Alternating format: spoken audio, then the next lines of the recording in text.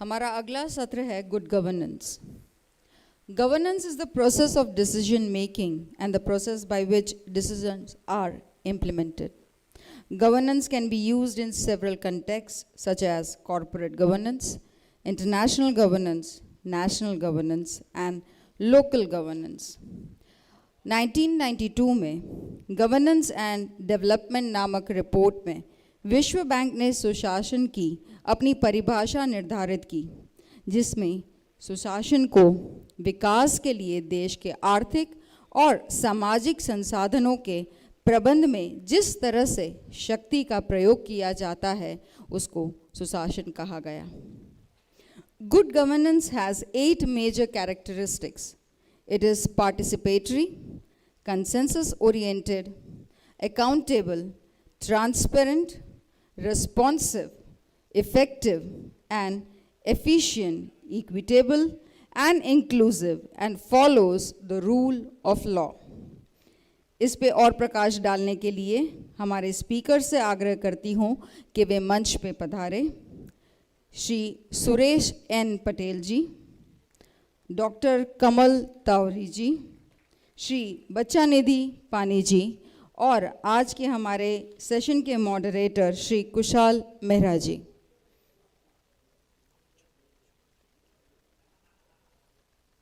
हमारे moderator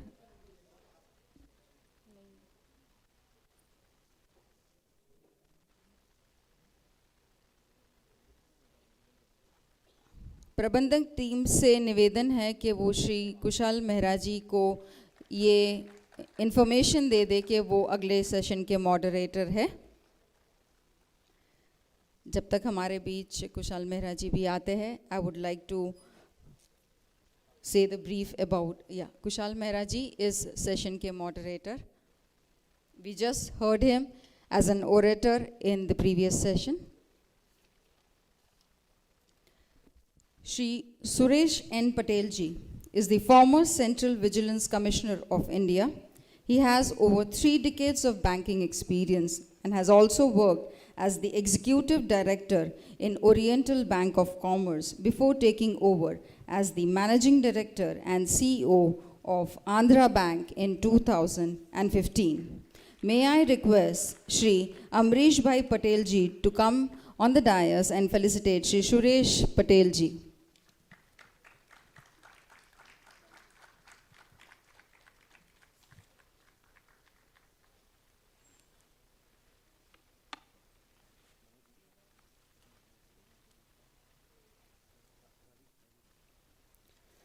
Dr. Kamal Tauri ji, after serving the nation as Indian Army officer, he decided to serve the nation through the policy grounds and become an IAS officer in the year 1968. During his service, he worked as collector, commissioner, and union secretary in many departments, besides leading the Council for Advancement of People's Action and Rural Technology, CAPART, a nodal agency for catalyzing and coordinating the partnership between voluntary organizations and the government for sustainable development of rural areas. May I request Shri Ravi ji to come and felicitate Shri Kamal Tauri ji.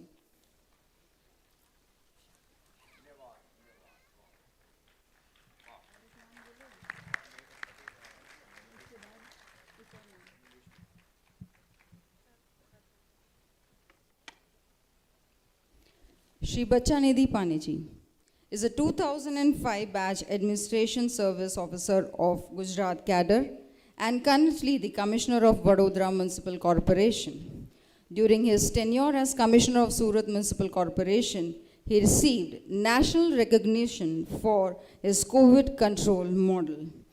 Shri Bachanidhi Pani ji has held various leadership roles across the state. May I request Mr. Manoj Mishra ji to come and felicitate Shri Bachanidhi Pani ji.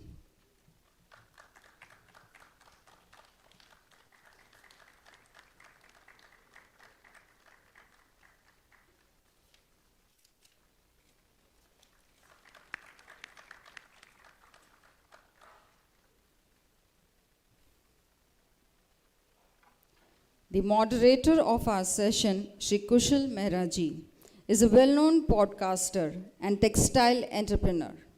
In his own words, he is a dharmic skeptic who finds doubt elevating. His primary interest lies in redefining Indian skepticism via Indian epistemological categories. May I request Shri Nilesh Bhai Desai ji to come and felicitate Shri Kushal Mehra ji.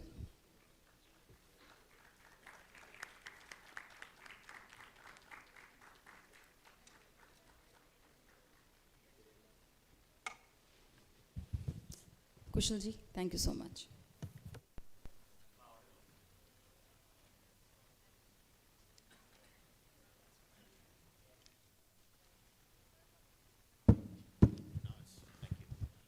All right, so a very warm welcome to everyone. I'm going to keep it short and sweet. So I thought we can do it this way. As a panel is on good governance 2047, so सबसे पहली समस्या ये होती है कि हमारे यहाँ पे definitional issues होते हैं. So if I'll request all three of you, maybe we can go one by one with Mr. Patel, you first. So can we actually reach a common definition of good governance किसको कह सकते हैं हम लोग क्योंकि जब हम ये शब्द का प्रयोग किया जाता है और हर आदमी का अपना समझने का तरीका होता है, तो if we can start from this, आप तीनों हमें पहले ये समझाइए कि गुड गवर्नेंस क्या होती है, फिर हम फ्यूचर में जाते हैं. Thank you. एक्चुअली काफ़ी सालों से ये वर्ड यूज़ होने लगा है, तो ये कोई नया चीज़ नहीं है, ये सिर्फ नया नाम दिया गया है. ये तो हिस्ट्री अगर आप देखेंगे जब से है ह्यूमनिटी, तब से ये चीज़ है. हमारी संस्कृति में हम कई बार बोलते हैं व्यवहारिकता, समाज में रहते हैं, तो गुड गवर्नेंस अब क्योंकि बहुत सारी नई चीज़ें आ गई हैं और बड़े बड़े ऑर्गेनाइजेशन बन गए हैं, जवाबदारियां बढ़ गई हैं, अवेयरनेस इतनी हो चुकी है. पहले के ज़माने में गांव के लोगों को पता नहीं था कि दुनिया क्या है. आज टीवी और अन्य माध्यम से इतनी छोटी हो गई है दुनिया कि एक्सपेक्टेशंस लोगों की बढ़ चुकी हैं. इसलिए अब इसका जो पूरा खेल है किसी भी ऑर्गेनाइजेशन का, वो बहुत छोटे दायरे में नहीं रहा, बढ़ता जा रहा है. इसीलिए बहुत ज़रूरी है उन एक्सपेक्टेशंस को मीट करना. और उन एक्सपेक्टेशंस को मीट करने के लिए हर ऑर्गेनाइजेशन को, जब हम नेशनल लेवल पे कहते हैं तो सरकार को, लोकल लेवल पे कहते हैं तो म्यूनिसिपल कॉर्पोरेशन को, हर एक को, चाहे वो एक लोकल संस्था हो, तो हर एक को वो एक्सपेक्टेशन मीट करने के लिए कुछ चीज़ों को करना पड़ेगा. अब आपने डेफिनेशन कहा, तो मेरे हिसाब से दो चीज़ इसमें बहुत ज़रूरी हैं. एक तो अच्छा डिसीजन मेकिंग प्रोसेस जो ट्रांसपेरेंट हो, फेयर हो, और उसका बिल्कुल सही तरीके से इम्प्लीमेंटेशन. अगर ये दो चीज़ बिल्कुल सही होंगी तो हम कह सकते हैं गुड गवर्नेंस.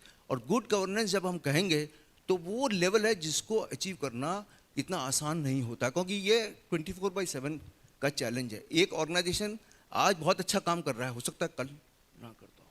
ये कंटिन्यूस प्रोसेस है. तो इसको हम अगर बिल्कुल ग्रैनुलर टर्म में कहें तो decision making process which is for the benefit of the society and its true implementation. Thank you very much. Kamal ji. दोस्तों, ये गुड गवर्नेंस की परिभाषा क्या है, इसके अपन ज़्यादा चक्कर में नहीं पड़ते.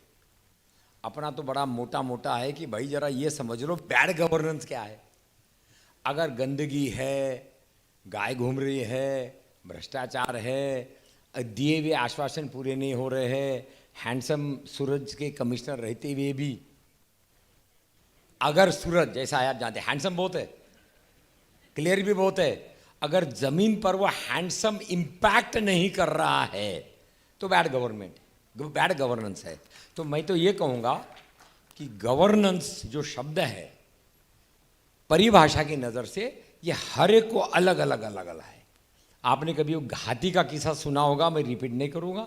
उन्होंने बोला हाथी क्या है, तो किसी ने बोला पूंछ है, किसी ने बोला केले का ट्रंक है, किसी ने बोला नहीं वो पत्ता है उसका, किसी ने बोला नहीं वो सूंड है. जिसको जैसा समझ में आया उसने वैसे बताया. जबकि गुड गवर्नेंस जब पूरा हाथी समझेंगे तो समझ में आएगा.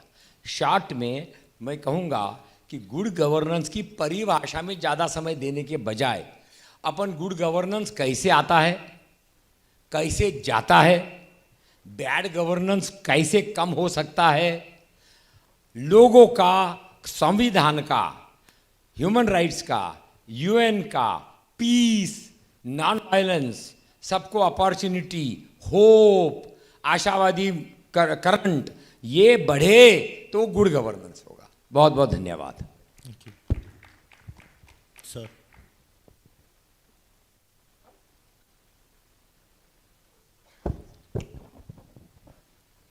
सो गुड गवर्नेंस अगर मुझे लगता है दोनों बहुत अच्छे से बोले कि गुड गवर्नेंस क्या है। गुड गवर्नेंस मुझे लगता है कि गुड गवर्नेंस के ऊपर नहीं पड़ के अगर केंद्र में लोगों को रखें तो लोगों को केंद्र में रखते हुए जो आप डिसीजन लेते हैं, जो आप इम्प्लीमेंट करते हैं, फेयर और ट्रांसपेरेंट हो। और उसके साथ साथ गुड गवर्नेंस ये है कि पहले जैसे साहब के टाइम में जिस हिसाब से जैसे चैलेंजेस थे वो चैलेंजेस चेंज होते रहते हैं, बहुत सारे नए अपॉर्चुनिटीज आते रहते हैं। तो नए चैलेंजेस को फेस करना, नए अपॉर्चुनिटीज को यूटिलाइज करना और फेयर और ट्रांसपेरेंट मैनर में बहुत ही अच्छे ढंग से लोगों को केंद्र में रखकर काम करना, वही गुड गवर्नेंस है। गुड गवर्नेंस मतलब जब लोगों को सैटिस्फैक्शन हो कि हाँ हमारा गवर्नेंस अच्छे से चल रहा है, वो गुड गवर्नेंस है।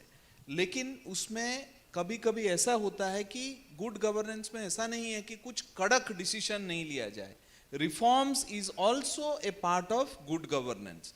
मतलब कभी कभी ऐसा लगता है कि ये डिसीजन तो बहुत ही कड़क है, को उपयोग नहीं करेंगे सिंगल यूज प्लास्टिक को, लेकिन वो इम्प्लीमेंट करने के लिए बहुत डिफिकल्टी होता है, लोगों को भी डिफिकल्टी होता है, तो भी वो रिफॉर्म्स जो है वो एक पार्ट ऑफ गुड गवर्नेंस ही है।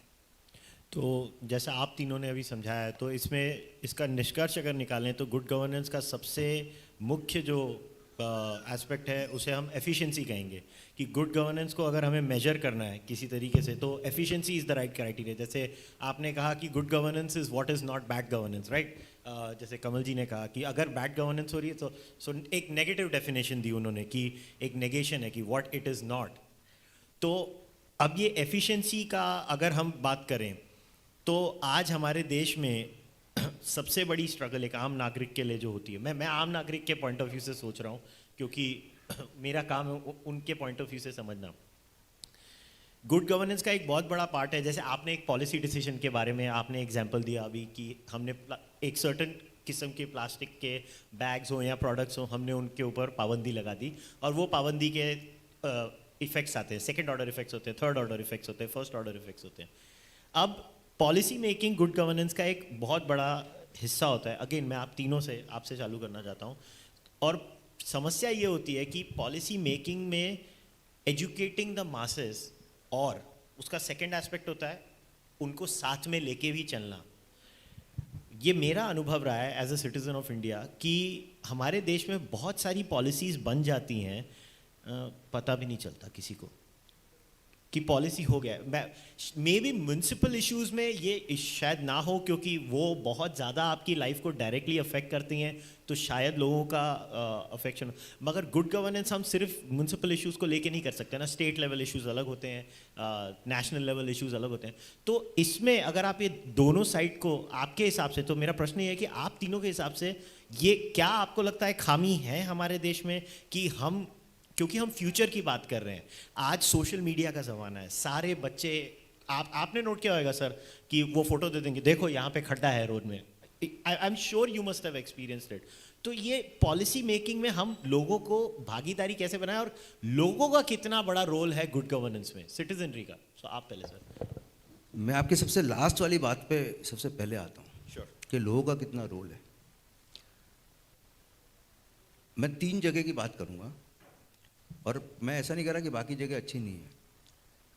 मैं रिसेंटली तो नहीं गया, लेकिन इंदौर के बारे में सब बात करते हैं कि one of the cleanest city. तो ये सबकी भागीदारी नहीं होती तो शायद नहीं होता। लोगों का पार्टिसिपेशन है वहाँ, लोगों ने तय कर लिया कि हमें अपने सिटी को क्लीन रखना है। दूसरा एग्जाम्पल मैं देता हूँ आपका, नीलगिरी डिस्ट्रिक्ट ऊटी में गया था, तो वहाँ पे कोई भी प्लास्टिक है ही नहीं, कोई बॉटल भी नहीं मिलती। 1 लीटर की बॉटल लेनी हो तो आपको नहीं मिलेगी। तो वहाँ ऊटी में उन्होंने प्लास्टिक फ्री जोन कर दिया। तीसरा एग्जाम्पल हम सूरत का लेते हैं। आज से 25 साल 20 साल पहले सूरत की क्या इंप्रेशन थी और आज सूरत कहाँ है। तो ये पार्टिसिपेशन लोगों का हुआ है, इसीलिए हुआ है। अब आपकी बात आती है कि पॉलिसी में अवेयरनेस, इसमें भी काफ़ी बदलाव आया है। आज से 15-20 साल पहले जितनी डिफ़िकल्ट था अवेयरनेस क्रिएट करना, आज काफ़ी आसान है। एक इवेंट होता है, अब ये बात अलग है कि अच्छे इवेंट की अवेयरनेस थोड़ी स्लो जाती है और ख़राब चीज़ की अवेयरनेस बड़ी फास्ट हो जाती है, लेकिन अवेयरनेस बहुत तेज़ी से है। अब करेक्शन ये लाना चाहिए उसमें कि जो अच्छी चीज़ है पूरे समाज के लिए, पूरे कंट्री के लिए, सब लोगों के लिए, उसको ज़्यादा प्रमोट करने की जवाबदारी जिन जिन लोगों की है उनको उसकी निभानी चाहिए।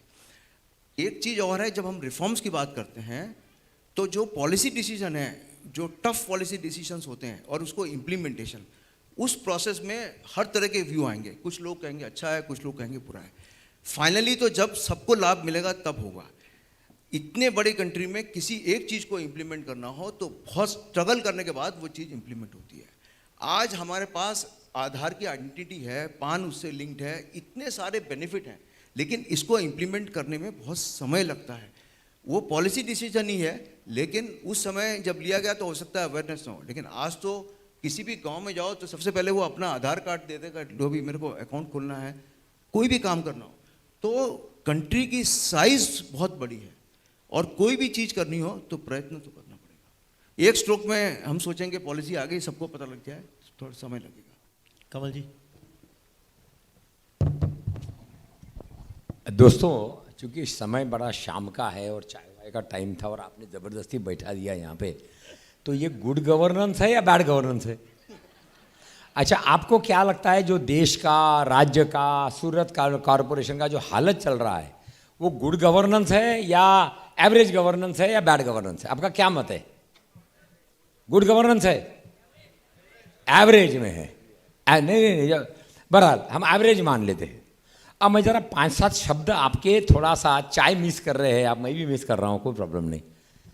Hippo, kippo, tippo, fippo, jippo, dipo, hidden investible potential power of organisation. जब तक मालूम नहीं है, हिडन है हिप्पो।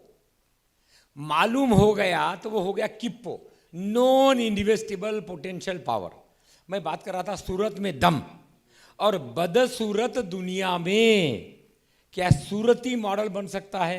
आपने भी कहा नहीं, बड़ा, मुझे भी लगा यार बड़ा एनर्जी वाला जगह है। तो hidden, hippo, non, kippo, non investible potential power of organisation, tippo, threatening.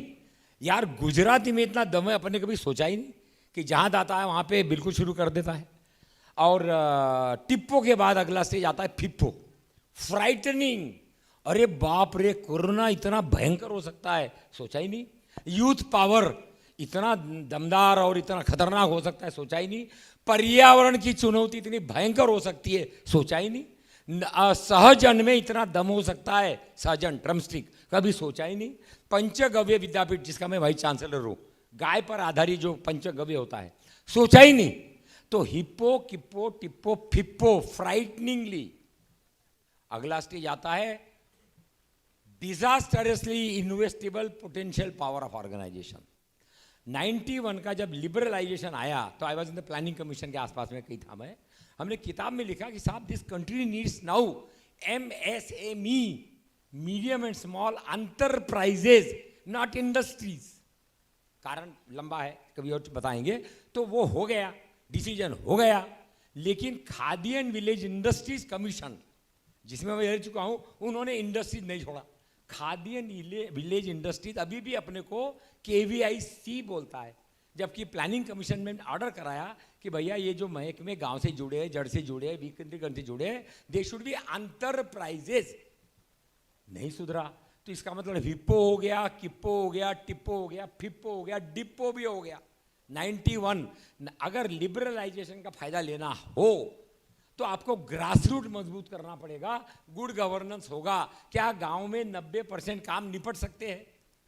पढ़ाई का, हेल्थ का, ग्रामोद्योग का, ब्रेड, बेकरी, बिस्किट, मसाला, जूता, अगरबत्ती, साबुन, क्या गांव में प्रोड्यूस हो सकता है? गुड गवर्नेंस ये नहीं होगा जो रामदेव जी ने किया कि एक अमेरिका वाले को हटाकर रामदेव जी खुद अमेरिका वाले बन गए।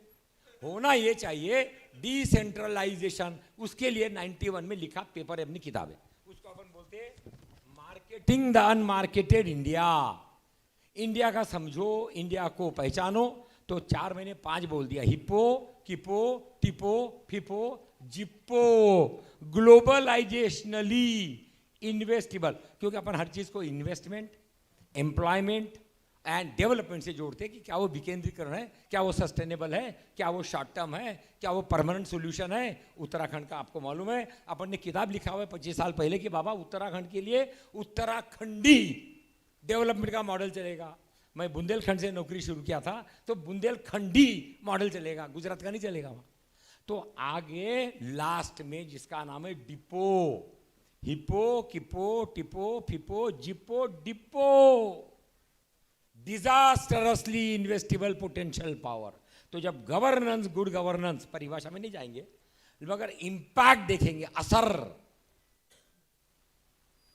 असर समग्रवादी होगा, होलिस्टिक। नेचर भी है, पानी भी है, रोजगार भी है, हेल्थ भी है, कैंसर भी है, हॉस्पिटल्स भी है, थाने भी है, जजेस भी है, मुकदमे का टाइम भी है। तो जब हम होलिस्टिक उसको देखेंगे तो पता चलेगा हमको कुछ मापदंडों पर नापना पड़ेगा। मैंने पूछा, आपने बोला एवरेज। मुझे जरूर विश्वास है ये आपने कुछ कारण से एवरेज बोल दिया। थोड़ा और अंदर चलिए। तो मैं क्रिटिकल नहीं हूं, निगेटिव तो बोलने के लिए मैं एनकरेज ही नहीं करता, मगर पॉजिटिव अगर करंट चाहिए तो आपको पॉजिटिव निगेटिव दोनों डालेंगे तभी तो करंट निकलेगा ना, क्यों भाई साहब? तो अपने को थोड़ा सा निगेटिव भी देखना पड़ेगा करंट के लिए। अब प्रश्न है, आपने जो बोला कि विश्वास कैसे बढ़े, पार्टिसिपेशन कैसे बढ़े, तो एक तो मैंने बताया, मैं सबको बोलता हूँ, भाई साहब को भी रिक्वेस्ट करूंगा, आइए मिलकर अपन डॉक्यूमेंटेशन करें। 60-65 साल, 70 वाले, अपन तो 77 साल वाले हैं। क्या चूक गया, क्या छूट गया? चूक गया ने क्या मिस हो गया, गलत हो गया, मिस्टेक हो गया। और छूट गया यानी वो, मैं अन्ना हजारे के साथ में किताब लिख रहा हूँ कि अन्ना हजारे का इतना बढ़िया नाम, इतना बढ़िया काम, इतना बढ़िया हो, कहीं ना कहीं कुछ चूक गया, कहीं छूट गया। तो मेरा अभी मैं उस पर आ रहा हूँ। मेरा पहला पॉइंट है, जन जागरण के बगैर कुछ नहीं हो सकता और उसका बढ़िया टाइम अब है। तो मैं गुड गवर्नेंस को राम राज के परिप्रेक्ष्य में भी देखता हूं और दोनों में मैं बोलता हूं good governance is marketing, Ram Rajya needs marketing, but first understanding कि है क्या चीज, भाई बेचे क्या। तो पहला पॉइंट है लोगों का कैसे उसमें। तो मैं तो जहां जहां मैं कलेक्टर कमिश्नर रहा, मैं हरदम दरवाजे भी लिखता था कि दरवाजा खुला है, आपको कोई सुझाव हो तो लिख कर डाल दो डब्बे के अंदर, सीधा मेरे पास आ जाएगा। तो हमको अपवादों से सीखना पड़ेगा। मेरा दूसरा पॉइंट ये है, अपवाद, अपवाद बैंकर, अपवाद पॉलिसीज, अपवाद थानेदार, अपवाद बिजनेसमैन, शुद्धता की सबको मांग है, ये तो फैक्ट है। एवरीबडी वांट शुद्ध हवा, शुद्ध पानी, शुद्ध अनाज, शुद्ध नेता, शुद्ध पत्रकार और शुद्ध परिवार। मिल नहीं रहा है क्योंकि सब एडल्टरेटेड है और सब शुद्धता का नाटक कर रहे हैं। भाई साहब मैं सही बोल रहा हूँ क्या? बहुत कुछ प्रॉब्लम है, वो लिपस्टिक और ये लगाओ, वो लगाओ, वो लगाओ, तो अशुद्धता शुद्धता के ब्रांड में बिक रही है, चल रही है मार्केट में। तो क्या करें? तो आपको ऑप्शन नहीं है, बल्कि जड़ से जुड़े, गलतियों से सीखे, समय समय पर जो जो सुधार के लिए आए। अभी लास्ट में मुझे बड़ा गुस्सा तो नहीं आना चाहिए, अभी गुस्सा भी नहीं आता कभी कभी, लेकिन दर्द होता है। मैं होम मिनिस्ट्री में था, विज्ञान भवन में, और ऊपर अपने वो पुराने राष्ट्रपति जी बैठते थे, अब्दुल कलाम साहब। बड़े जोरों शोरों से उस वक्त में चल रहा था विजन 2020, बहुत छपा उसमें, पूरा ये वो बढ़िया स्कीम आई, पैसा भी मिला, हाँ गांव को पूरा करेंगे, ये करेंगे, rural amenities in the rural area. मेरा पॉइंट केवल ये है कि जनता की भागीदारी के साथ पुराने अभियान जो बड़े बड़े नाम लेकर आए, वो समय की परीक्षा में कहाँ टिके। ये जो रिसर्च हो रहा है, एकांगी हो रहा है, वी नीड अप्लाइड रिसर्च। उसके बाद हर चीज में कैसे वो स्वावलंबन बने, कैसे वो अपने पैरों पर खड़ा हो। ग्रांट, रिबेट, सब्सिडी ने आदमी का, देश का विश्वास मार डाला है। मैं अंत में फिर आऊंगा इस पॉइंट पर। अभी तो मैं कहूंगा, आप कृपा करके 2047 के खुद पार्ट बनिए। अगर आप कर्णधार है नगर पालिका के, वार्ड के, अपनी जाति के, अपने समाज के, अपने पीयर ग्रुप के, तो आप कैसे प्लान करेंगे? क्या नहीं करेंगे? कैसे करेंगे? ग्रांट से, रिजर्वेशन से, स्वाभिमान से, एनआरआई से। ये कई ऐसे बिंदु हैं जिस पे हमको सबको, मैं को लेकर, मैं 4 शब्द बोलकर फिर अपनी बात करूंगा। आई, वी, दे, ऑल। मैं, फिर हम, फिर वो, फिर आता है सब। ये समय अब केवल मैं का नहीं रह गया, क्योंकि मरना है तो सबने मरना है। और इसीलिए आपदा को लेकर, गुड गवर्नेंस की आवश्यकताओं को, मापदंडों को लेकर अपने को पहचाने। सवेरे कितना बजे उठना ये कोई गवर्नमेंट नहीं डिसाइड करेगी। रात को कितना बजे सोना, अनिकांत क्या है, अहिंसा क्या है, शाकाहार क्या है, ये शायद हर एक को अपना अपना मापदंड बनाना पड़ेगा। मैं अपनी बात खत्म करूं यहाँ? हाँ जी, नहीं क्योंकि हाँ, थैंक यू, बहुत बहुत धन्यवाद। हाँ जी, मिस्टर पानी।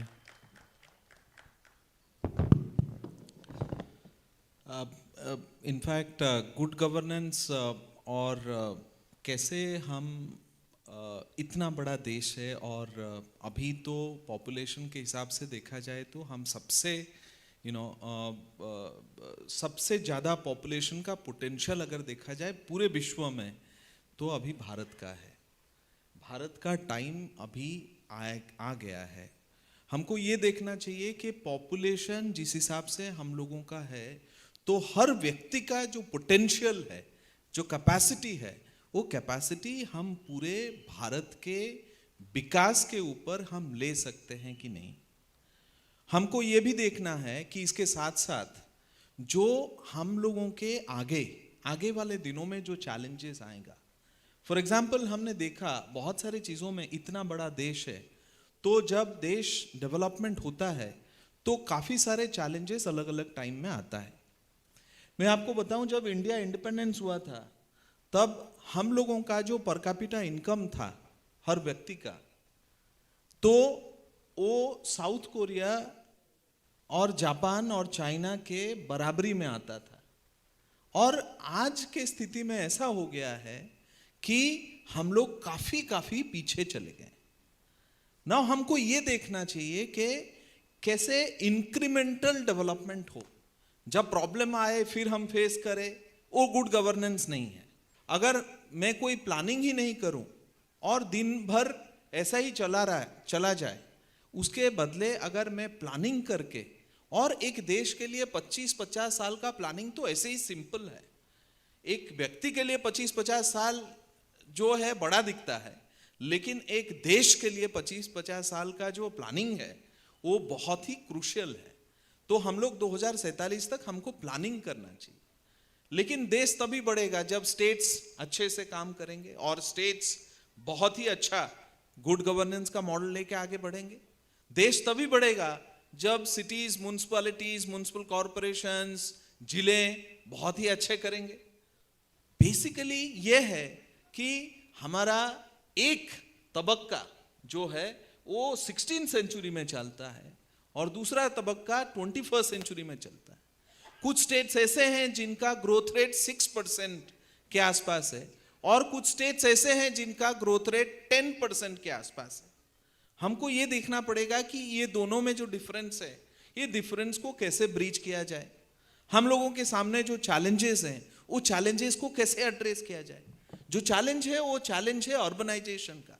आप अगर आश्चर्य होंगे कि कुछ छोटे छोटे सिटीज आज के तबक्के में अगर लेंगे तो ये सिर्फ नोएडा और मुंबई दोनों का अगर सिटी का जीडीपी आप देख लेंगे तो वो यूपी के एक स्टेट के जीडीपी से ज्यादा है।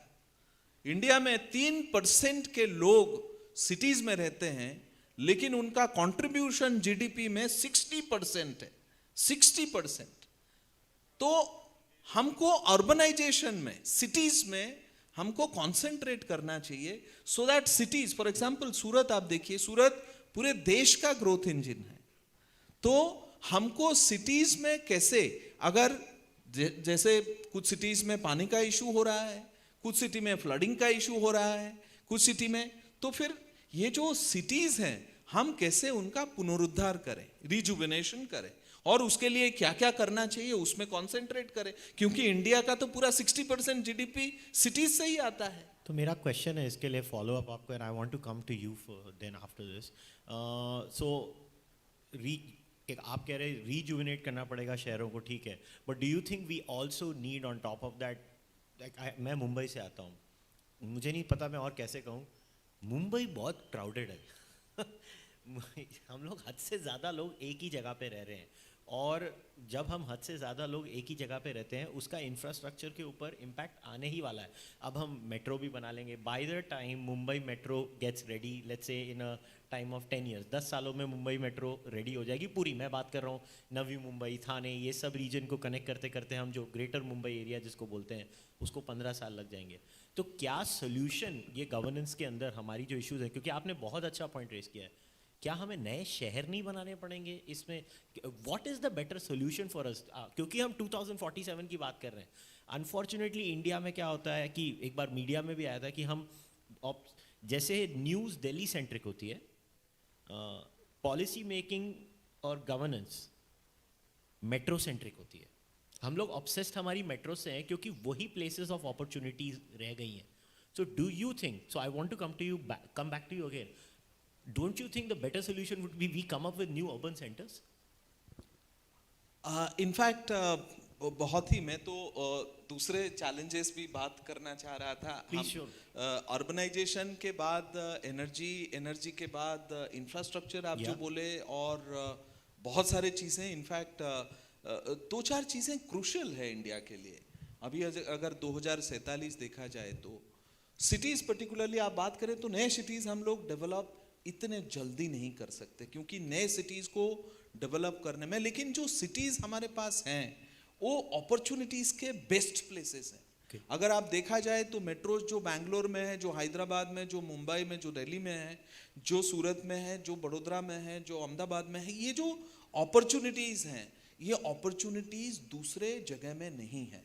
आप अगर टाइम का वैल्यू देखेंगे तो छोटे टायर 1, आपका बात सही है, हम ऐसा कर सकते हैं। अभी क्या हो गया है कि ये जो सिटीज सैचुरेशन के लेवल पर जा रहे हैं, टायर 2 सिटीज ग्रो कर रहे हैं, इसके साथ साथ टायर 3 सिटीज ग्रो कर रहे हैं, लेकिन जो ग्रो कर रहे हैं वो ग्रो प्रॉपरली कर रहे हैं?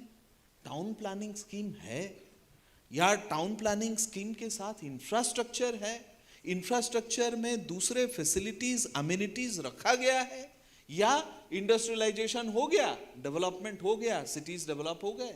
नहीं, हमको ऐसा फ्यूचर नहीं चाहिए जिसमें प्लानिंग ना हो। अर्बन प्लानिंग है ही नहीं। पूरे अगर देश में देखेंगे तो सबसे प्लानिंग, माइक्रो प्लानिंग सिर्फ गुजरात में होता है, दूसरे कोई भी सिटी में माइक्रो प्लानिंग नहीं होता है। हर जगह मास्टर प्लानिंग होता है, और मास्टर प्लानिंग के बाद माइक्रो प्लानिंग हुआ ही नहीं। आप इसको एक्सप्लेन करेंगे? I am sure people would like नहीं, टू नो। मतलब अर्बन प्लानिंग क्या है कि टोटल आपने प्लानिंग कर दिया कि ये इंडस्ट्रियल जोन होगा, ये नॉलेज जोन होगा, ये रेसिडेंशियल जोन होगा, ये फलाना जोन होगा। वो माइक्रो प्लानिंग हर जगह होता है। लेकिन गुजरात ने क्या किया, वो गुजरात का एक एक्ट है 1976 का, गुजरात में पहले से एक टाउन प्लानिंग स्कीम बनाया जाता है, और टाउन प्लानिंग स्कीम बहुत अच्छे से बनाया गया, जिसमें क्या होता है, हर आदमी अपने जमीन का 40% जो है वो कॉरपोरेशन या अथॉरिटी को देता है, लेकिन उसके बदले में उसको क्या मिलता है? उसके बदले में उसको ऊपर जाने का, एफएसआई बढ़ाने का अपॉर्चुनिटी मिलता है, उसके बदले उसको इंफ्रास्ट्रक्चर मिलता है, अच्छा रोड मिलता है, ड्रेनेज मिलता है, वाटर सप्लाई, स्टॉर्म वाटर, ये सब फैसिलिटीज, एम्यूनिटीज टाउन प्लानिंग के माध्यम से ही मिलता है। आप देखेंगे हमारे सूरत में हो 128 टाउन प्लानिंग स्कीम है। टाउन प्लानिंग स्कीम क्या है? नेबरहुड का डेवलपमेंट है, बड़ोदरा में, अहमदाबाद में है। और ये जो टाउन प्लानिंग है, ये टाउन प्लानिंग से ही अच्छे सिटीज का निर्माण किया जा सकता है, और ऐसे ही हाफाजात डेवलपमेंट जो है वो बहुत ही डेंजरस सिचुएशन क्रिएट करेगा। दूसरा चीज ये है कि आपका एनर्जी रिक्वायरमेंट कितना है। अभी हमारा एनर्जी रिक्वायरमेंट का 50% बाहर से आता है। हम एनर्जी रिक्वायरमेंट कैसे हम खुद से कर सकें? हमारा जो इलेक्ट्रिसिटी जनरेशन है वो फ्यूचर को देखा जाए कि 2047 तक हम लोगों को क्या इलेक्ट्रिसिटी जनरेशन कहाँ से किया जा सकता है। अभी न्यूक्लियर है, दूसरे एवेन्यूज हैं, नए सारे टेक्नोलॉजीज हैं। तीसरा चीज ये टेक्नोलॉजी वाला है, हमको ये टेक्नोलॉजी एक अपॉर्चुनिटी है, उसको टेक्नोलॉजी को कैसे अच्छे से उपयोग किया जा सकता है। अभी एक जीपीटी चार्ट करके आर्टिफिशियल इंटेलिजेंस का एक आया है, वो तो मार्वलस है। मतलब वो तो देखा जाए तो पूरा टेक्नोलॉजी का, जैसे गूगल आया था ऐसे ही ये एक नया टेक्नोलॉजी आके ये पूरा आर्टिफिशियल इंटेलिजेंस अभी पूरा चेंज कर रहा है सिचुएशन को। मुझे लगता है धीरे धीरे जो है हम लोग क्वेश्चन करते हैं गुड गवर्नेंस में। मैं अपने लोगों को हर वक्त ये बोलता हूँ कि वो हर वक्त बोलते हैं साहब हमारे पास लोग कम हैं इसलिए हम लोग ये काम नहीं कर पाए। मैं बोलता हूँ आप लोग टेक्नोलॉजी का उपयोग नहीं किए। टेक्नोलॉजी का उपयोग से बहुत सारा लोगों को छटाई करना पड़े। टेक्नोलॉजी का उपयोग अच्छे से किया जाए तो ये जो हमारे पास मानव संसाधन है वो सफिशिएंट है। लेकिन ये सारे जो चैलेंजेस हैं, ये सब चैलेंजेस को हमको 2047 के पहले अभी से फेस करना होगा। आपने जो सिटीज का बात किया बहुत ही क्रिटिकल है। अर्बन प्लानिंग और अर्बन इंफ्रास्ट्रक्चर के बिना सिटीज डेवलप कर रहे हैं। आपको मैं एक ही उदाहरण दूंगा, मैं जो वर्ल्ड बैंक के सामने रखा था, सूरत का एक टर्शियरी ट्रीटमेंट, जो ड्रेनेज का पानी आता है हर जगह आपने देखा होगा, जो छोटे छोटे शहरों में लोग ओपन ड्रेन देखते हैं। आपको पता है ये जो सीवेज का पानी है, ये सीवेज का को बेचा जाए तो इंडस्ट्रीज को बेचने से पैसा मिलता है। सूरत में 150 करोड़ रुपया ड्रेनेज का पानी को रिसाइकिल और ट्रीट करके सूरत को मिलता है। नाउ अगर 150 करोड़ आपका ड्रेनेज का पानी से आपको 150 करोड़ मिलता है, तो ऐसा हो सकता है कि ओपन ड्रेनेज का सिचुएशन हो। वो 150 करोड़ से आप जितने भी एसटीपी हैं, जितने भी नए नेटवर्क बैठाना है, इंफ्रास्ट्रक्चर करना है, उसी से आपको पैसा आता है। सर्कुलर इकोनॉमी, कचरा यहाँ सूरत में क्या है, जो प्लास्टिक बॉटल्स हैं एक भी दिखेगा नहीं। क्यों?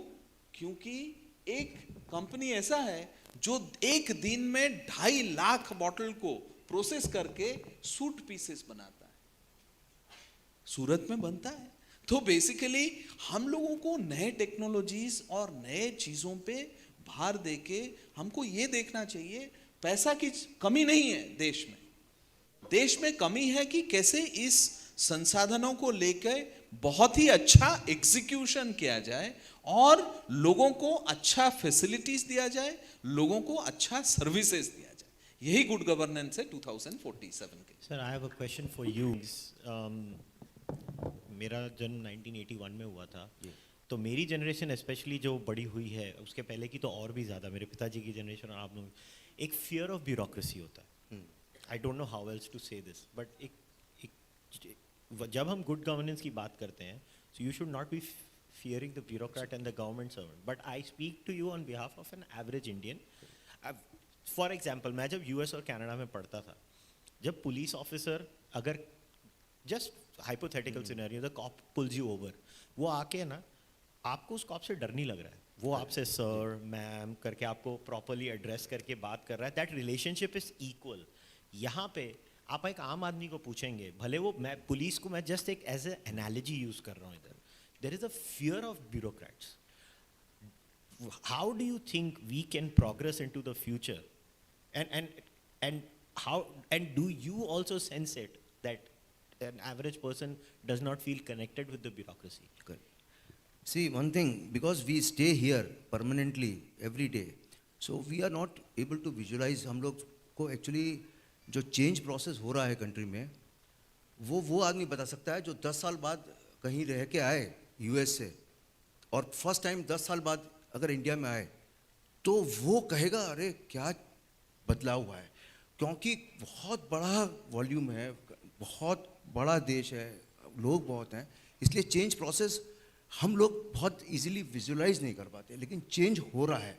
अब इस चेंज को स्पीड में लाना है। जैसे आपने कहा ब्यूरोक्रेसी का फियर, तो पब्लिक पार्टिसिपेशन के बिना तो डेवलपमेंट का आप सोच नहीं सकते, बिकॉज इंक्लूसिव डेवलपमेंट चाहिए हमें। हर एक गांव, हर एक शहर के हर एक लोगों को happiness. So when we talk of happiness, तो एक सेइंग है, महात्मा गांधी जी की, what you say, what you think, what you say and what you do, there should be harmony. ठीक है, तभी ये गवर्नेंस की बात आती है कि आप कोई भी ऑर्गेनाइजेशन हो, जो आप सोच रहे हैं, जो आप कह रहे हैं और जो आप कर रहे हैं, उसमें कोई डिफरेंस ना हो. अब जहाँ तक सवाल है कि किसी भी ब्यूरोक्रेटिक डिपार्टमेंट के बारे में पब्लिक का परसेप्शन, पब्लिक का एटीट्यूड, अप्रोच, ऐसा नहीं है कि उसमें इश्यूज नहीं है. आज भी बहुत लोग फियरफुल हैं, लेकिन बहुत सारी संख्या ऐसी भी है जो कुछ भी अगर इंसिडेंट होता है तो उनके पास जाते हैं और अपनी बात को रखते हैं. तो ये बदलाव है, ऐसा नहीं है, लेकिन इसमें तेजी लानी पड़ेगी. उसके लिए 3 चीज़ की जरूरत है: willingness, your attitude towards it, कि भाई आप चाहते हैं, और उसमें हम सबका रोल होगा. हम ये नहीं एक्सपेक्ट कर सकते कि सरकार ने कहा चलो भाई सफाई रखो, शहर क्लीन रहे, तो क्या हमारी जवाबदारी नहीं है कि हमारा शहर क्लीन रहे? हम भी तो आज रोड पे कुछ भी डाल दे रहे हैं. तो फिर ये हम कैसे एक्सपेक्ट कर सकते हैं कि हमारा रोल हम प्ले नहीं करें और हम दूसरे ऑर्गेनाइजेशन या दूसरे के लिए कहें? तो कलेक्टिव रिस्पॉन्सिबिलिटी, किसी की ज़्यादा किसी की कम, लेकिन है कलेक्टिव रिस्पॉन्सिबिलिटी. तो if we want to do something, so let us remember the quote of Mahatma Gandhi ji, be the change which you wish to see in the world. अगर आप चाहते हैं कि इंडिया 47 में कैसा बने, तो हम शुरुआत अपने से करें और अपना हर इंसान अपना रोल प्ले करे, तब होगा. एक बात जो शहर की कही, उसमें मेरा व्यू ये है कि लोग गांव से शहर क्यों जा रहे हैं. अगर गांव का इंफ्रास्ट्रक्चर थोड़ा शहर के करीब जैसा हो जाए, 100% तो नहीं होगा कि गांव में हम मेट्रो नहीं चला सकते, लेकिन जो कंफर्ट शहर में मिल रहा है वैसा कंफर्ट नियर टू डैट, कि भाई 24 घंटे लाइट आ रही है, पानी साफ मिल रहा है, सैनिटेशन का प्रॉब्लम नहीं है, सफाई है, तो वो अपनी खेती छोड़ के एक नौकरी करने क्यों जाए शहर? उसको उससे ज़्यादा पैसा मिलेगा खेती करेगा तो. एक किसान का लड़का खेती छोड़ के एक छोटी सी नौकरी करने शहर जा रहा है, क्यों? क्योंकि वहाँ वो सुविधा नहीं है और उसके लिए एस्पिरेशंस हैं. एस्पिरेशंस लोगों के बहुत हैं, क्योंकि कंट्री ग्रो कर रहा है. उस एस्पिरेशंस को मीट करने के लिए एक कलेक्टिव रिस्पॉन्सिबिलिटी है जो सबको प्ले करनी है. और ये एक प्रोसेस ऐसा है जो ऐसा नहीं है कि ये कर दो और एंड रिजल्ट आ गया. It's a continuous process and we have very short time. हम ये कहेंगे 47 की बात कर रहे हैं, अभी तो इतने साल हैं, नहीं. ये तो प्रोसेस ऐसा है जिसमें with participation we have to do fast and with a very positive approach.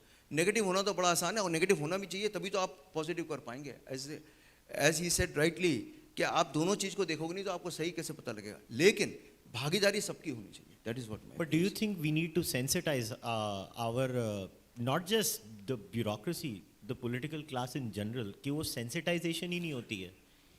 ऐसा है कि अब जो जिस तरह का माहौल है उसमें ये माहौल ही सेंसिटाइज कर देता है. अगर कोई गलत काम करता है तो इतनी जल्दी उसका एक्सपोज हो रहा है इस समय, तो सेंसिटाइजेशन का प्रोसेस इज ऑन मेरे हिसाब से. और ऐसा भी नहीं है कि इश्यूज नहीं है, वो इश्यूज अब बाहर आ जाते हैं, पहले नहीं आते थे तो लोग फील करते तो बेसिकली सोशल मीडिया का आपके हिसाब से एक पॉजिटिव इम्पैक्ट हुआ है देखिए- गवर्नेंस के ऊपर? देखिए ऐसा है, होगा, क्योंकि एक्सपोज हो जाएगा आदमी. आज अगर कोई गलत काम करता है तो उसका इतने बड़े पैमाने पे वो एक्सपोज होता है कि उसके लिए फिर वो समय को सहन करना मुश्किल है. इसलिए लोगों को अब धीरे धीरे समझ में आएगा गलत काम करने पे आप एक्सपोज हो सकते हैं और होंगे. तो governance is, don't do anything wrong, that is what the governance is. एक छोटा सा एग्जांपल दूं. एक कोई कंपनी है, it's not for government, any manufacturing company, वो कहती है ये 100 ग्राम का प्रोडक्ट है, एक्चुअली वो 95 ग्राम रख रहा है. कोई तोलता थोड़ा है, क्रीम वो है उसके अंदर. तो अगर ये चीज़ एक्सपोज हो जाती है और कोई वाकई टेस्ट करके ये एक न्यूज़ डाल दे कि ये 100 ग्राम नहीं है, 95 ग्राम है, what will be the reputation lost in today's world in comparison to what 25 years back? This is the change what is there, and this will lead to people follow the rules, because rules are followed by two kind of sets. एक होते हैं जो by heart pious होते हैं, वो follow करते हैं. एक होते हैं जो fear से follow करते हैं. तो both sets are required to make people work properly for good governance. Thank you. Fair enough. So अभी अगर 2040 हम लोग 2047 की अगर बात करें तो मैं आपके पास आता हूँ अब. जैसे कहते हैं कि हर time governance is about using, जिसको अंग्रेजी में कहते हैं बेस्ट प्रैक्टिसेस, राइट. हम हर समय की और हर कल्चर की और हर देश की बेस्ट प्रैक्टिसेस से सीखते हैं. तो इसमें क्या 2047 में जाने की हम जर्नी जो कर रहे हैं कमल जी, उसमें क्या पुरानी हमारी जो बेस्ट प्रैक्टिसेस हैं, और क्योंकि हमारे पास अभी सिर्फ 10 मिनट हैं तो in fact I would like everybody to comment on this. ये क्या, what are the best practices from our past that we can incorporate in the future? Kushal ji, सबसे पहले तो आपने एक पॉइंट छोड़ दिया. आप बोले बम्बई वाला हूँ मैं. कभी कभी भारत वाला बनकर थोड़ा बम्बई से 50-60 किलोमीटर बाहर जाकर देखिए कौन सा जीडीपी वहाँ चल रहा है. मैं 3-4 चीज़ बोल के अपनी बात ख़त्म करूँगा. पहला, हमको मैसिव डीमिस्टिफिकेशन की ज़रूरत है. हर धर्म में, अपने हर चीज़ में, धर्म में, ब्यूरोक्रेसी में, पुलिस में, जुडिशरी में डीमिस्टिफिकेशन. आपका जो पहला सवाल था. दूसरा है we have to reengineer in a big way. इतना बड़ा आबादी, हर तरह का फर्क भाषा, खाना पीना, इतना you can't have one, you have to have total flexible. तीसरा, बेस्ट प्रैक्टिसेस में हमने प्लानिंग कमीशन में 2004 में एक ऑर्डर निकाला था कि इसके पहले कि आप कुछ नया करो, पहले करने वालों से सीखो. हमारी ऐसी 40 किताबें हैं बेस्ट प्रैक्टिसेस पर. हम चिल्ला रहे हैं. With all due regards to our young man, मैं कहूँगा रिटायरमेंट के बाद बहुत ज़्यादा अकल आती है और इसलिए बीच बीच में लोगों को छुट्टी देकर बेचना चाहिए. अपने जड़ से जुड़, अपने गांव में जा, अपनी जाति से जुड़, जहाँ पढ़ा ये कर, अध्ययन कर. लास्ट में मैं कहूँगा, कृपा करके चैलेंजेस को केवल गवर्नमेंट की है, धर्मगुरु की है, कुशाल भाई की है, ऐसा मत छोड़ दीजिए. हर एक की चैलेंज है और अगर वो स्वीकार नहीं करेगा तो गुड गवर्नेंस एक स्वप्न ही रहेगा. चाहे जितना डिजिटल आ जाए, चाहे जितना विजिलेंस कमीशन आ जाए. मेरा आपसे अनुरोध है, प्लीज बी रिस्पॉन्सिबल और अपने वार्ड से शुरू करो. अपने वार्ड में योगा केंद्र, अपने वार्ड में नाली, अपने वार्ड में मक्खी, अपने वार्ड में भ्रष्टाचार, अपने वार्ड में पेड़, पानी, गाय, गोबर, बेरोजगारी, बच्चों की संख्या. भारत सरकार जब जागेगी तब जागेगी. क्या वार्ड में प्रेशर बन सकता है? कुशाल भाई मैं कहूँगा, आप कृपा करके सूरत मंडल को, अपने पास में बहुत बढ़िया अभी संपर्क मिल गया, सूरत शहर का तो मिल ही गया, कम से कम कमिश्नर को भी पकड़ेंगे. आप कैसे सूरत मंडल एक मॉडल मंडल बने, गुड गवर्नेंस, करप्शन फ्री वगैरह वगैरह वगैरह के जो स्वप्न आप देखना चाहते हैं, गांधी जी का आपने बोला था, उसका क्यों नहीं बना सकते? इतना वाइब्रेंट सिटी है, जीडीपी हाईएस्ट है. जरा जाके देखे 50-60 किलोमीटर के बाद में क्या हो रहा भाई. मूंगफली वहीं बिक रही है या यहाँ आकर बन रही है और वो गांव का जीडीपी खींचकर शहर वाला बोल रहा है मेरा जीडीपी, मेरा जीडीपी, मेरा जीडीपी. आपको होलिस्टिक व्यू लेना पड़ेगा. कमजोर जो आपकी माला है, उस माला में जो सबसे कमजोर कड़ी है कुशाल भाई, उसको ध्यान देना पड़ेगा. शहरों से जाकर थोड़ा और भारत जो है, जो असली भारत है, आप इंडिया वाले हैं, उसको थोड़ा सा. मुझे भी अक्ल बहुत पहले आ गई थी, बोलना पनिशमेंट में आ गई थी. मैं सबको बोलता हूँ, थोड़ा सा अपना आत्मा परमात्मा से मिलकर परीक्षण करो कि असली भारत किधर है. बहुत बहुत धन्यवाद. Thank you. हाँ, मुझे लगता है कि काफ़ी सारा चीज़ बोला गया है और यही है, मैं सहमत हूँ कि हर व्यक्ति, हर गांव, हर वार्ड, हर छोटे छोटे जगह का ही कैपेसिटी जब इकट्ठा होगा तब 2047 दिखेगा कि 2047 है.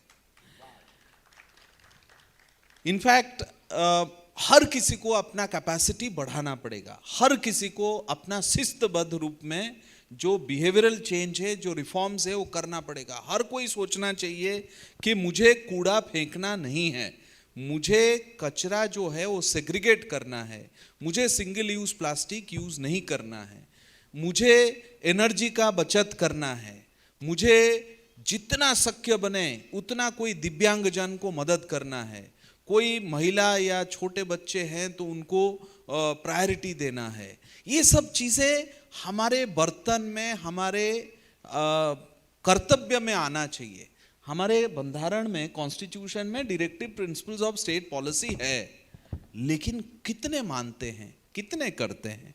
मुझे लगता है हमको अपने देश के लिए जो कर्तव्य है उसको करना पड़ेगा और हर व्यक्ति जब करेगा. और बात सही है कि सिर्फ गवर्नमेंट से गवर्नेंस नहीं होता है. गवर्नमेंट अगर सबसे कम से कम मतलब और सबसे ज़्यादा से ज़्यादा फैसिलिटेट करे लोगों को, एक्चुअली व्यक्ति समष्टि मिलके एक देश बनता है.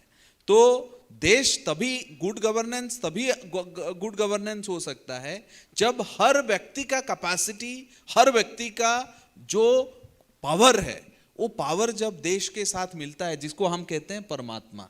आत्मा जब परमात्मा से मिलेगा, हर आत्मा का जो वैल्यू है, पावर है, जब पूरा परमात्मा से मिलेगा, तभी इसका कैपेसिटी 2047 में विशिष्ट होगा। और उसके लिए हमको कुछ चीज़ों को ध्यान रखना चाहिए। पहली बात है हमारा एग्रीकल्चर। मैं सहमत इस बाबत में नहीं हूं कि, क्योंकि आप देखेंगे एग्रीकल्चर, आप किसी को भी पूछिए क्या कर रहे हो, मैं खेती कर रहा हूं। अरे भाई, एक ही जमीन है, मतलब छोटा सा जमीन है, इसमें खेती कर रहे हो, 50 लोग एक ही जमीन पे खेती कर रहे हैं, कोई 2000 लोग 2-4 एकड़ में खेती कर रहे हैं। मतलब इसका मतलब ये है कि हमारा जो पोटेंशियल है हर किसी का, वो उपयोग नहीं हो रहा है। दूसरी बात ये आप देख रहे हैं पूरे विश्व में बहुत सारे चीज़ों का शिफ्टिंग हो रही है। अभी देखिए चाइना में कोविड हुआ, बहुत सारे देशों में, डेवलप्ड कंट्रीज में बहुत सारी चीज़ें शिफ्ट हो रही है और हमारे पास बहुत सारे अपॉर्चुनिटीज़ हैं, लेकिन उस अपॉर्चुनिटीज़ को यूज़ तो करना पड़ेगा। यूज़ करने के लिए हमको डिग्री नहीं चाहिए, हमको कैपेसिटीज़ चाहिए, हमको स्किल डेवलपमेंट चाहिए। हमको अभी मैं पूछा कि काफ़ी सारे लोग बोले कि हमको ये लोगों को चाहिए लेकिन मिल नहीं रहे हैं, और उस तरफ लोग बोल रहे हैं कि बहुत बेरोजगार हैं। सो बेसिकली इशू क्या है कि ये जो दो खाई हैं उनको ब्रीच करना पड़ेगा। हर किसी व्यक्ति का कैपेसिटी बिल्ड करके, स्किल डेवलपमेंट करके, हर किसी व्यक्ति का जब पूरा समन्वय होगा, तभी 2047 अच्छा होगा। और मैं आपको बताऊं, जैसे मैंने एग्रीकल्चर के ऊपर बोला, ऐसे गारमेंट्स के ऊपर आप देखिए, हमारे यहाँ जो गारमेंट्स का जो कैपेसिटी बिल्डिंग अगर अच्छे से किया जाए तो बांग्लादेश को क्यों शिफ्ट हो, वो इंडिया में आ जाए। फिर हमारे यहाँ टूरिज्म, फॉर एग्जांपल, देश में इतना सारा वैरायटी है इस देश में, लेकिन टूरिज्म में जो रोजगारी आ सकता है उसको हम कितना यूज कर सकते हैं। ये बहुत सारे अच्छे चीजें हैं जो आप, मैं बताऊं, एक स्पेन का बिल्बाओ करके एक छोटा सा सिटी है, उसका पॉपुलेशन 2 लाख है, लेकिन हर दिन वहां 10 लाख लोग आते हैं घूमने के लिए। मैं बोला बहुत अच्छी बात है। मतलब इसका मतलब यह है कि कितना पैसा उनको टूरिज्म से मिलता है। सो बेसिकली बहुत सारे हमारे जैसे देश है, इस देश में आप अभी क्या हुआ है, अभी शिफ्ट हो रहा है पूरा इकोनॉमी सर्विस सेक्टर पर। पहले मैन्युफैक्चरिंग सेक्टर इंपॉर्टेंट था, अभी सर्विस सेक्टर में शिफ्ट हो रहा है। तो सर्विस सेक्टर में जब शिफ्ट हो रहा है तो लोगों को, आपको स्किल्ड लोग चाहिए, और उसके साथ साथ ये भी चाहिए कि ये सारे जो एम्प्लॉयमेंट इंसेंटिव सेक्टर्स हैं, मतलब जहाँ एम्प्लॉयमेंट ज़्यादा से ज़्यादा मिल सकता है, एग्रीकल्चर हो, टूरिज्म हो, और गारमेंट सेक्टर हो, टेक्सटाइल हो, इस सब में हमको ज़्यादा पुश करना पड़ेगा। और यही है जो मतलब यहाँ ज़रूरत है। अभी देखें, अभी one district one product develop किया गया है। मैंने देखा बहुत सारे हैंडीक्राफ्ट हमारे देश में हैं, इतने सुंदर हैं, बहुत ही कम लोग देखे हैं। तो गुड गवर्नेंस क्या है कि जो हैंडीक्राफ्ट यूपी में मिलता है, जो कच्छ में मिलता है, उसको हर इंडिया वाले जाने, सो दैट वो बाहर से जो खरीदी करते हैं वो खरीदी नहीं करके हमारा पैसा हमारे देश में लगे, 2047 में एक डेवलप्ड विकसित भारत तैयार हो, यही हमारा सदिच्छा है। सर, मैं आपके पास वापस आना चाहता हूँ, and then I want to come to you, and this question is for both of you specially. When we talk about good governance again, so governance stems from laws. एक आम आदमी अगर हमारे पास, गौतम उधर बैठा है, गौतम ने बहुत अच्छी किताब लिखी थी लॉज के ऊपर और कैसे हम लोग अपने लॉज को रिफाइन कर रहे हैं इंडिया में। मगर अगर सर, पहले मैं आपसे वापस सुनना चाहता हूँ, जब मैं एक आम लीगल बुक पढ़ने की कोशिश करता हूँ और मुझे ये कभी नहीं समझ पड़ा आंसर कि why should the common man not understand the law. I mean, कई बार तो ऐसा लिखा होता है कि जैसे वो लॉ नहीं, कोई मिशेल फुको की पोस्ट मॉडर्निज्म की टेक्स्ट बुक है कि किसी को समझ में ही नहीं आए क्या लिखा हुआ है। सो वाई, हम 2047 में जा रहे हैं मगर हमारे लॉज को तो हम निकालना तो छोड़िए, हम उनको कॉम्प्लिकेट ऐसा कर देते हैं कि for example Mumbai municipal corporation में आज भी लाइम वॉश रजिस्टर क्यों लगता है? लाइम वॉश तब लगता था जब अंग्रेज होते थे, कॉलेरा का टाइम होता था। It is still on the books, it is there on the books, and there are many such old laws, and there are moments when one law contradicts the other law. अगर आप उसको solve नहीं कर सकते तो आम आदमी उसको कैसे समझेगा? आपकी बात बहुत सही है। इनफैक्ट आप अगर देखेंगे अभी रियल इस्टेट सेक्टर और डेवलपमेंट काफ़ी काफ़ी तेज़ी से आगे बढ़ रहा है। इंफ्रास्ट्रक्चर डेवलपमेंट के साथ साथ बहुत अच्छा ये है। बहुत सारे, चाहे इंडस्ट्री लगाना हो, चाहे आपको रियल इस्टेट लगाना हो, या चाहे आपको सर्विस सेक्टर में इम्प्रूवमेंट करना हो, आपको रेगुलेशन तो मिलना है, मतलब आपको अप्रूवल्स और सैंक्शंस तो चाहिए सरकार का। लेकिन उसमें क्या होता है कि काफ़ी सारा डिलेज होता है, काफ़ी सारा प्रॉब्लम्स होता है, इश्यूज होता है। और आपने सही बात बोला कि बहुत सारे चीज़ें जो डीरेगुलेट हो जाना चाहिए, जो चले जाना चाहिए, वो कोलेरा के टाइम में होता था, अभी जरूरत नहीं है, छोड़ दो उसको, डिसकंटिन्यू। लेकिन वो डिसकंटिन्यू नहीं होता है। मैं आपको बताऊं कि ये डिसकंटिन्यू नहीं होने के वजह से क्या होता है। हमारे लोग बोलते हैं मुझे तो 25 रजिस्टर निभाने पड़ते हैं, एक्चुअली इसीलिए मैं काम करने का समय नहीं मिलता है। तो 25 रजिस्टर निभाए क्यों? जो जरूरी है उतना ही करें। लेकिन उसके अभी क्या हो गया, इसीलिए मैं बोल रहा था कि टेक्नोलॉजी के भरोसे हम लोगों को वर्कआउट करना चाहिए। नाउ पहले जमाने जैसे नहीं था कि एक चीज बन गया तो वो 50 साल के लिए वैलिड है। आजकल तो आज तैयार हुआ तो कल ये उसका इंपॉर्टेंस नहीं होता है। डेली डिस्ट्रप्शंस होते हैं, डेली चेंज होता है। आप देखेंगे चाहे ड्रग्स का हो, चाहे, हाँ हालांकि बहुत सारे चीजें कंटिन्यू रहता है, लेकिन बहुत सारे चीजें चेंज होते हैं। वो चेंज के साथ गवर्नमेंट मशीनरी को, सिस्टम को चेंज होके, और काफी सारे रिफॉर्म्स की जरूरत है। तभी अप्रूवल्स, सिंगल विंडो क्लियरेंस जब होता है, तब क्या होता है कि जो डेवलपमेंट आप 10 साल में देखते हैं वो 2 साल में हो सकता है, 5 साल में हो सकता है। 25 साल में, अभी जैसे आज के बाद 2047 तक 25 साल में हम ये तय करें कि जो जरूरत नहीं है, जो कायदा, जो लॉज, उसमें रिफॉर्म्स करके हम पूरा ऐसा कर सकते हैं कि ये जो 100 साल का विकास है वो 25 साल में हम लोग कर सकते हैं उसको कंप्रेस। तो दैट इज हाउ, ये बहुत ही क्रूशियल चीज है। आपको मैं बताऊं, गुड गवर्नेंस के लिए आपने जो बताया, बहुत सारे चीजों को छोड़ देना चाहिए और फ्यूचर को देखकर बहुत सारी चीजें बनाना चाहिए। So, Mr. Patel, what about the language of the law itself? Can you lift a law book as an average citizen and understand what is happening there? I fully agree with you. Any document which is drafted, right? It is drafted by a certain set of people. जो भी act बनता है या rules, तो वो उनका एक तरीका है जो एक कॉमन मैन के लिए बड़ा डिफिकल्ट है अंडरस्टैंड करना। Don't you think they can explain it better? I agree with you कि अब वो टाइम आ गया है कि लोग वो ट्रांसपेरेंसी जब कहते हैं, तो transparency is part of this, that अगर मैं सिटीजन हूँ तो मुझे पता होना चाहिए कि अगर मैं जानना चाहता हूँ तो मैं बहुत इजीली, मेरे पास वो अवेलेबल होना चाहिए। लेकिन ऐसा भी नहीं है कि इन कंपैरिजन टू पास्ट कोई चेंज नहीं आ रहा। There are actually, state is a different you can entity and centre. अभी आप सेंटर का देखें तो we can talk of it because we know it, because states अलग अलग कर रहे हैं। तो बहुत सारी जो पुरानी चीज़ें थी वो हटा दी गई हैं, लॉ की वो कर रहे हैं। तो ये एक पॉलिटिकल विल के ऊपर भी डिपेंड करेगा। हर स्टेट की पॉलिटिकल विल होगी, सेंटर की पॉलिटिकल होगी, भाई कैसे लॉस जो जिसको कोई मतलब नहीं है, पुराने पुराने पड़े हुए एक्ट्स हैं, उनको निकाल के they have done the thing. But I fully agree with your view point that some process should be there where a common citizen can understand, because it is the duty of the citizen to follow the law. So उसको अगर ये पता हो कि law अगर मेरे को समझना हो तो मैं कहाँ से समझूँ, तो that is why simplification. Yeah, the only reason I raised this question to you and is that there are times where एक आम आदमी है ना, उसको क्योंकि लॉ पढ़ने को ही नहीं होता और समझने को नहीं होता, और फिर अगर वो you are breaking the law because of your ignorance of the law, so who should be punished in that case? The person who created the law or the person who is breaking the law? It's not only आम आदमी, जो आदमी system के अंदर काम कर रहा है गवर्नमेंट में, उसको भी कहीं नहीं पता होता वो मिस्टेक कर रहा है। तो अवेयरनेस क्रिएट करने का भी एक इशू है। जो अवेयरनेस क्रिएट कर सकता है खुद के लिए, जिसके पास कैपेबिलिटी है, वो भी नहीं कर रहा। तो अगर मान लो अवेयरनेस क्रिएट नहीं कर रहा है कोई, एक है इशू कि उसको समझाने वाला कोई नहीं है, एक है जो खुद समझ सकता है लेकिन अगर वो समझने को तैयार नहीं है फिर भी मिस्टेक कर रहा है, तो ये एक लार्जर इशू आता है इसमें। दोनों चीज़ों का जरूरत है। So do you think good communication has to be one of the biggest mottos of 2047?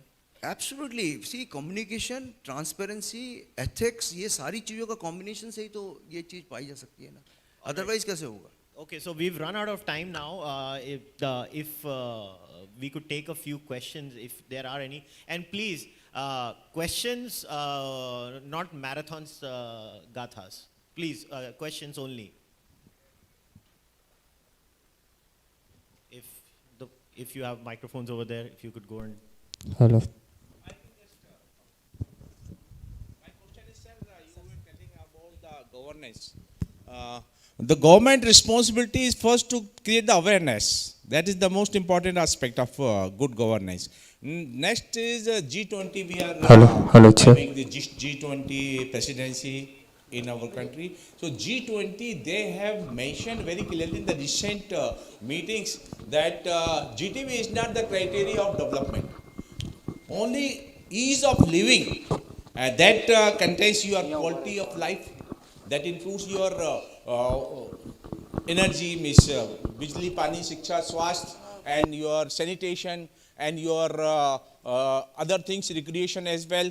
And apart from this, there is a quality of life, then economic abilities.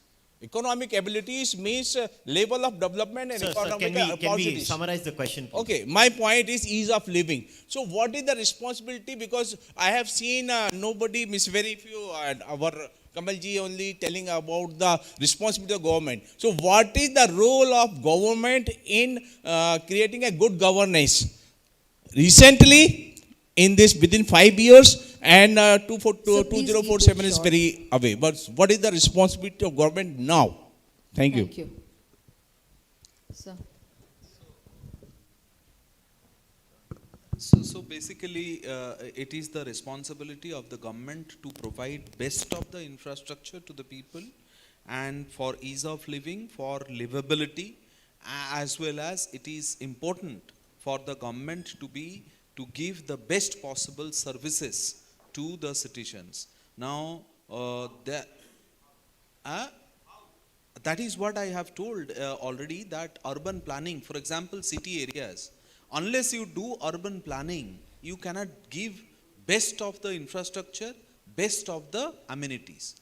And secondly, if you don't utilize technology, for example, how many cities in the country are giving their property tax bills in your mobiles? Why we are not giving? Why we are not utilizing? We are expecting people to use the manual way and go to the office, take the bills and pay it. So I am saying we have to provide the best of the services by using technology. And technology is there, people are ready. And you must know that in financial transactions, India has the maximum financial transactions, digital financial transactions in the world in comparison with countries like China also. So basically, citizens are interested. We have to provide the ecosystem to flourish. Partner, the whole question comes, who provides that ecosystem? State government, central government, IAS, IPS, economics. बहुत लंबा चक्कर है. My only suggestion will be, please give alternatives. ये गड़बड़ है तो ये क्या ऑप्शन है? Creating more bureaucracy, more budget, more departments, more ministries, is that the solution? Or involve the vested interest groups, trade associations, chamber of commerce, villagers, panchayats. That is where the civil society has to assert, look for responsible leadership from the people.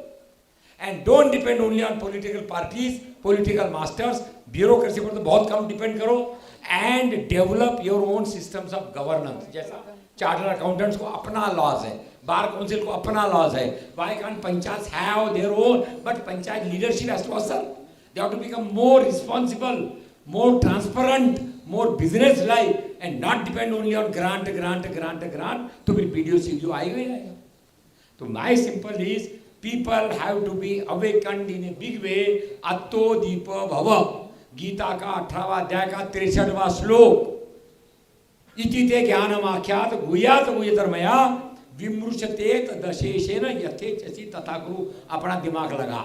Don't go by publicity, don't go by Delhi walas, and don't go by unmarketed India. Please pay attention to unmarketed India. Thank you. अपने प्रश्न बहुत संक्षेप में Yeah, रखें। please summarize your questions. Sir मेरा प्रश्न है, जैसे मोदी साहब कहते हैं कि rurban not rural not urban, आत्मा गांव की रहे लेकिन सुविधा सूरत की रहे। किसके जैसे लिए आपका प्रश्न? किसको पूछ रहे हैं आप? मेरा प्रश्न सर के लिए है, जैसे अभी national industrial corridor development corporation जो पूरा NICDC बन रहा है और 18 राज्य से पास हो रहा है और सब जगह पर एक इंडस्ट्रियल सिटी बनने जा रही है। जैसे भारत की चैलेंज है कि एक तो ब्रेन ड्रेन, क्योंकि जो स्किल्ड एम्प्लॉयमेंट नहीं है, क्योंकि वहाँ पर ज़्यादा फ्यूचरिस्टिक इंडस्ट्री वहीं आएगी जहाँ पर ग्लोबल इंफ्रास्ट्रक्चर होगा। दूसरा कि अर्बनाइजेशन बहुत फास्ट हो रहा है, 2035 आते आते और भी 35 करोड़ आबादी गवर्नमेंट के डेटा है कि गांव से शहर में जाएगी। तो जैसे एक ऑप्शन बन रहा है कि हर एक स्टेट में एक ग्रीनफील्ड स्मार्ट सिटी हो, तो वहाँ पर अवेयरनेस करने के लिए गवर्नमेंट क्या कर सकती है? नहीं, मैंने बोला कि हमारा अर्बन प्लानिंग को स्ट्रेंथन किया जाए, नए सिटीज़ को डेवलप करने में बहुत सारा नया कैपिटल इंफ्रास्ट्रक्चर की ज़रूरत है। आप अगर साथ साथ में चलेंगे तो सिटीज़ के साथ साथ ऑलरेडी इंफ्रास्ट्रक्चर है उसका एक्सटेंशन ही करना होगा और काफ़ी सारे जगह ग्रीन डेवलपमेंट हो सकता है। फॉर एग्जांपल आप अगर सूरत देखिए कि बड़ौदा देखिए कि अहमदाबाद देखिए, काफ़ी सारे जो नियर बाय विलेजेस हैं वो विलेजेस हैं, लेकिन इसके साथ साथ गवर्नमेंट ने काफ़ी सारे सिटीज़ भी डेवलप कर रहे हैं। For example gift city Gandhinagar में, वो अपने आप में एक अलग सिटी है जहां वर्ल्ड क्लास इंफ्रास्ट्रक्चर के साथ साथ वर्ल्ड क्लास सर्विसेज भी दिया गया है। जैसे यहाँ सूरत में किया गया है ड्रीम सिटी, तो 681 हेक्टर का पूरा लैंड है जहां ये पूरा बनेगा। सो बेसिकली सिटीज का निर्माण तो चल रहा है उसके साथ साथ, लेकिन इशू ये है कि हम लोगों को ये जो इंफ्रास्ट्रक्चर के लिए जो पैसा और इंडिया का जो ग्रोथ रेट है उसमें 4 चीज़ों की ज़रूरत है। सबसे इम्पोर्टेंट है प्राइवेट इन्वेस्टमेंट, मतलब जो मल्टीनेशनल बाहर से वो इंडस्ट्री करेगा तो वहाँ एम्प्लॉयमेंट मिलेगा, यहाँ करेगा तो हमारे देश से एक्सपोर्ट होगा, हमारे देश में एम्प्लॉयमेंट मिलेगा। उसके लिए इंफ्रास्ट्रक्चर हमको क्रिएट करना पड़ेगा, प्राइवेट इन्वेस्टमेंट ज़्यादा से ज़्यादा होने के लिए। दूसरा गवर्नमेंट एक्सपेंडिचर, गवर्नमेंट का जितना एक्सपेंडिचर हम करेंगे उतना एम्प्लॉयमेंट मिलेगा, उतना इंफ्रास्ट्रक्चर खड़ा होगा। तीसरा चीज़ ये है कि हमारे देश में पैसा कैसे आए, हमारे देश में से जो एक्सपोर्ट्स होते हैं उसको कैसे बढ़ाया जाए, चाहे गारमेंट्स में हो, चाहे बहुत सारे दूसरे गुड्स और सर्विसेज में हो।